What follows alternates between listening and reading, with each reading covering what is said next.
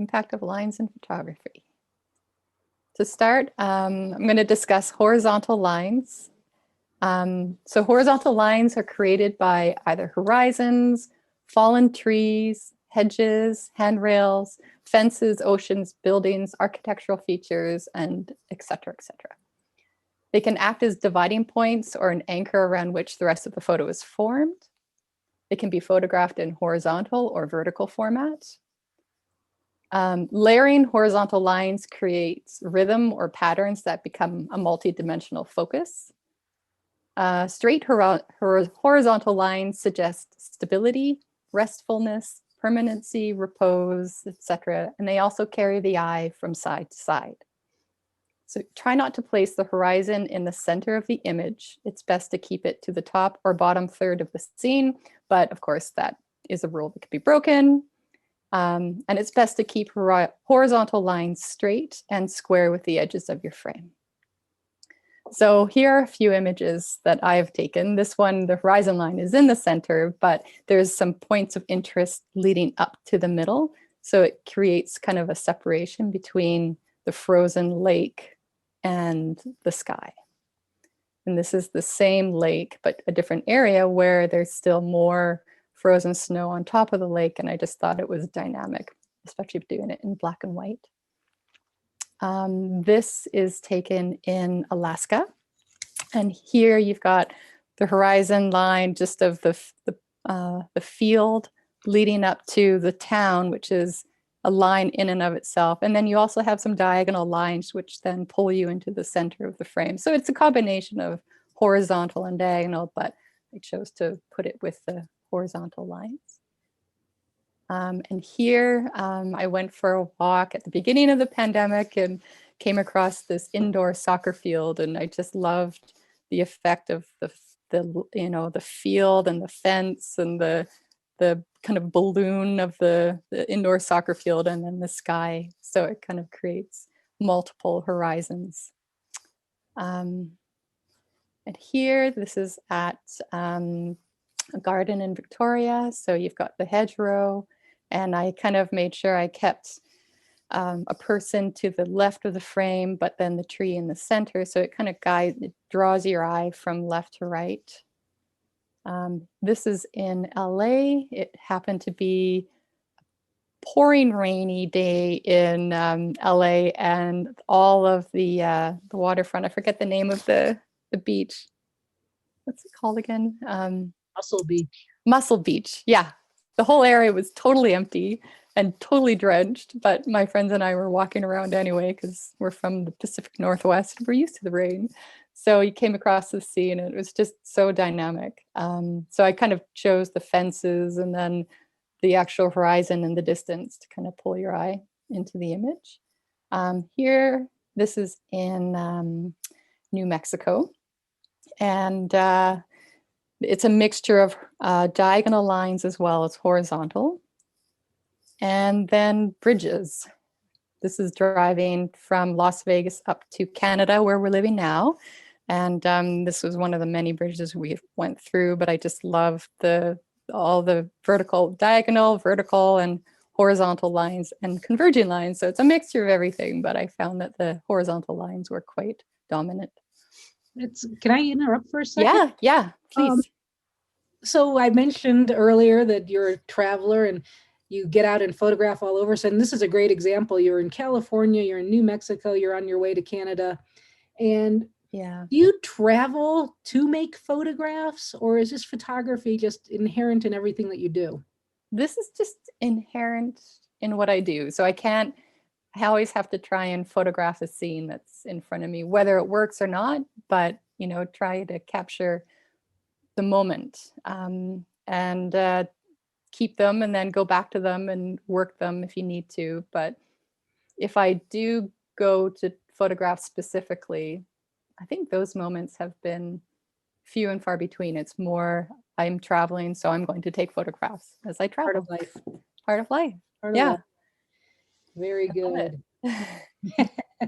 I'm the same way. Yeah. It's just part of that upbringing that we have, that you always have that camera with you. And nowadays, one of the things I know that we've talked about extensively and over time is that we have our cell phones with us, and we have, and of course we have DSLRs and every other camera imaginable, Yeah, but because of cell phones, we just are always ready to take a picture. And the exactly. quality is phenomenal. So do you differentiate in your mind at all between your cell phone images and your DSLR type images? No, I think, there are definitely some images that can be taken better with a DSLR, but if you're just out and you need everyday photos or you want to capture something that's in front of you, I mean, the bottom right photo of the bridge that was in a car as we were driving, and we were in such a hurry that it's like, I'm going to take the photo anyway. I'm not driving this time, so I'm going to take the photo. And then I worked it in Lightroom on my cell phone, and then tried to make sure that it was similar to the black and white style that I usually go with.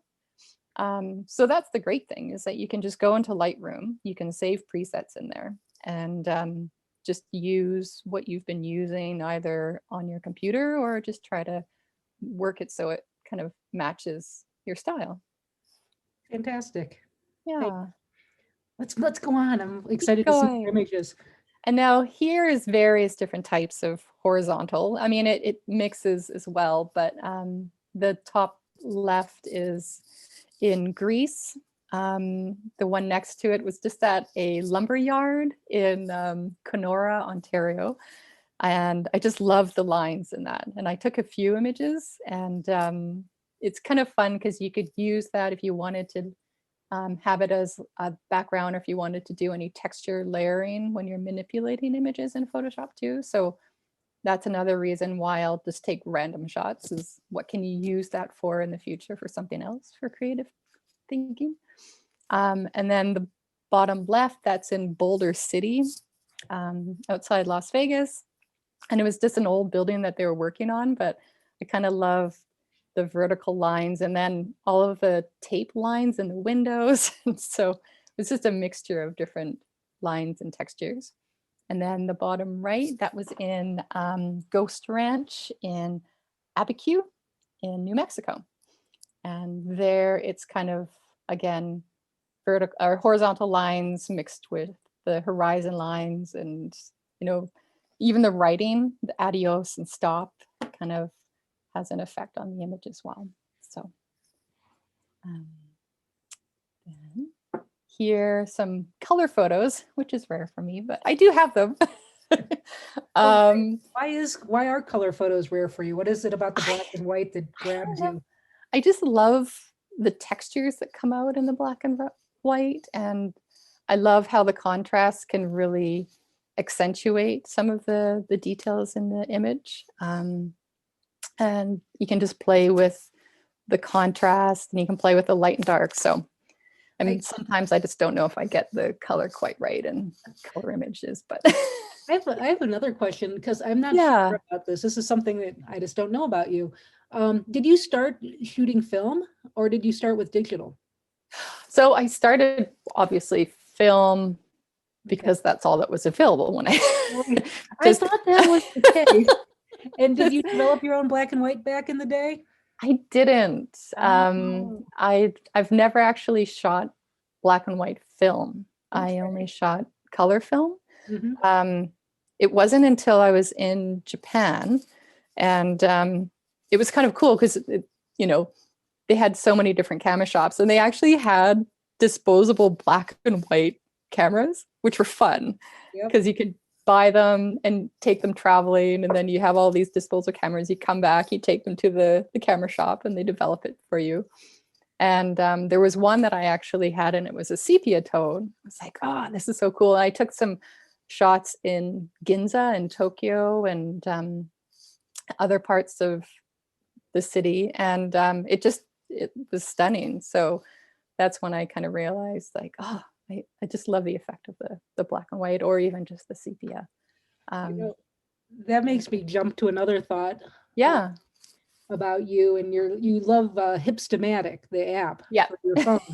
And I know you've turned me on to some great combinations of super contrasty black and white and different things. When yeah, you're talking about these old disposable cameras, and Mhm. the black and white and the sepia, that really reminds me of kind of what Hipstamatic is today. Yeah. You can put some presets in there of sort and Yep. just make images that all are going to hold together by the look, by how you choose the elements, the lens, the film, Yep. the camera style. So do you want to talk at all about that? Are we going to see any Yeah. Hipstamatic images in this Um, presentation?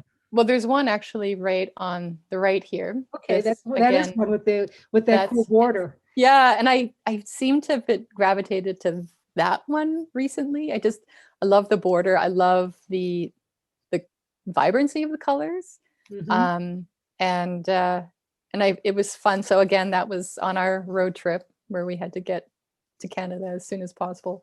And we were driving probably like 12 hours a day. But we kind of pulled next to I think it was an oil tanker or a dairy tanker or something, but I just love the reflection on the side of it. And I also love driving behind it too. But I noticed when we drove next to it, I'm like, ooh, look, we're kind of elongated in the side of this image. And it created a really cool horizontal image, which layers upon layers of vertical or horizontal lines in there. So Yeah. And um, that's all observation and curiosity. It's like, what's going to yeah, happen? You know, yeah, just always looking. That, always looking and just, take a moment and just pull out your phone if you don't have your big girl camera in or a big boy camera. yeah, or big boy camera, whatever. Oh, fantastic. I know. I Yeah, love when you showed me that shot a couple of weeks ago. I was just like, I love that. I love it. And I love the guardrail at the base. Yeah, I No, know. And there's just it's so just many there. it's so complex yet so simple. Yeah. And And then then that framing with the ladder going up to the top, just how yeah, that is cropped at the front of that image, it just helps to swoop us back in. yeah. It's a And beautiful then kind of the photo. curve a bit. So I loved it. We never really got a chance to stop, so I had to take photos as we were moving. So the only thing we could do. That's hey, Uh, that's what it's all about. You're making exactly. images. It's part of the experience. Yeah. One of those things we like to talk about, and here it is in practice. So Yeah. Yeah. So it's just pull out whatever format of photography you have available to you and take some photos, awesome. make some memories.